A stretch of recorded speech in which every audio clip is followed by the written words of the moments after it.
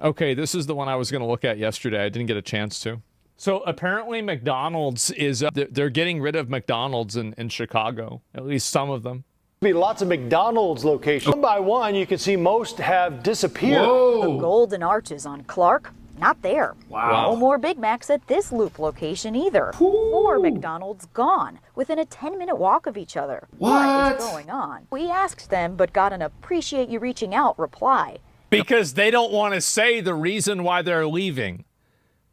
The reason why you're leaving is you don't want to have a vendor in a PvP zone. That's the reason why. It's so obvious. Before we get to the real truth of why these places might be shutting down, have you ever been to an inner city McDonald's that made you feel safe and secure? So this is what I said before. Like, for us, it is Whataburger. And like, this is like, I took this girl was from Canada and she grew up in China. And I took her to Whataburger and she wouldn't even sit inside of the lobby.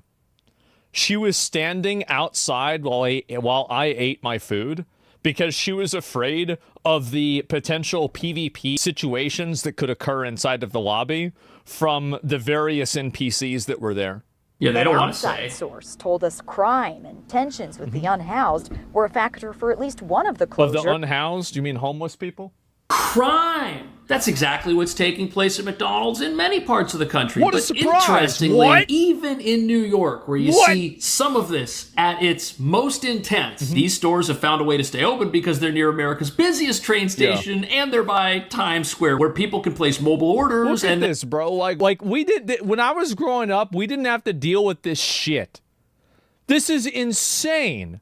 That we got bulletproof glass. You know, this McDonald's has more security than a Bank of America. Oh my God. COVID barrier? Nobody's wearing a mask. This is not because of COVID, I'll tell you that. And flee the store as soon as they get their food. I know that since 2020, restaurants have seen an increase of 35% labor costs, 35% purchasing costs, and almost 20% in fixed costs. So they've had a 100% increased cost of the items on the menu, so suck my You've noticed the vacancy It's a waste signs of around, money. but they don't scare you. Sometimes, for sure. Okay, so this guy here, he's in a super high-end looking nice restaurant here. yeah. He's not serving fast. Yeah, he doesn't need to worry about this, like, because you don't have the Evrons. Yes, people are cutting back on fast food because it's no longer fast and the price is way up. But there's another reason why stores are closing, and it's because they're attracting the wrong type of foot traffic, and that tanks these places. They have to shut down. Yeah, I didn't even know people were uncomfortable about this.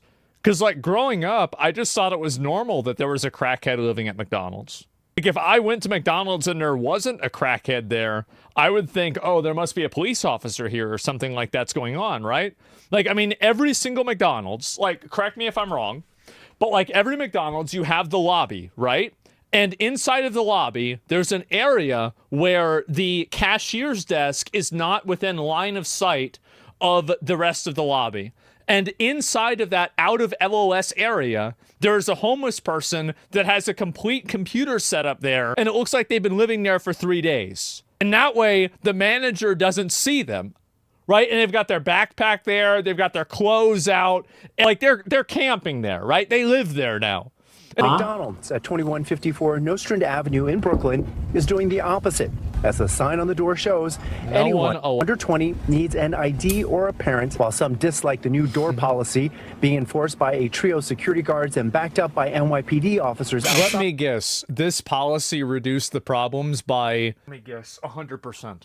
I bet they didn't have any problems after this. I'm not even kidding. I actually bet this probably totally solved the problem. McDonald's locations are all too often the scene of violent crimes. Yeah. And both the victims and perpetrators can often be young. Every like fast food restaurant that's near any of like the high schools or middle schools here, there would always be PvP events happening there.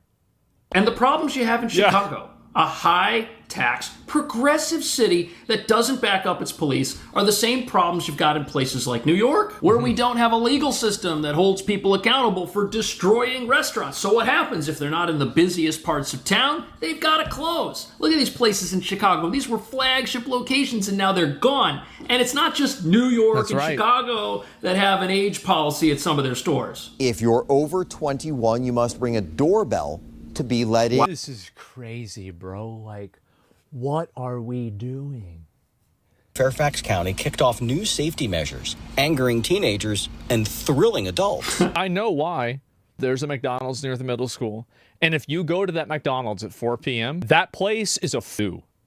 They can't even get their own drinks there anymore because they kept going and putting their mouth like, you know, doing this, throwing ketchup at each other, like all this bullshit. Customers are greeted at all entrances, which are locked, with a sign saying they have to be over 21 to dine inside. Because due to repeated instances of student violence. See, this would never happen if you just put the kids in jail. A doorbell. A doorbell, bro. Like, you actually have a doorbell. You in. For McDonald's. As you can see, they're happy to greet some customers, while others get denied. Yeah, you saw this kid with a backpack? Nope. No, Billy, you're not coming in here. We saw you. You stole 200 ketchup packets last time you were in here.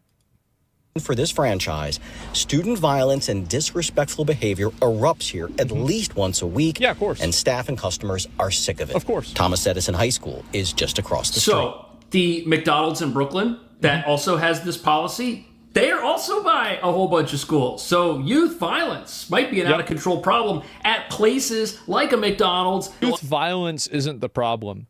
Youth accountability is the problem.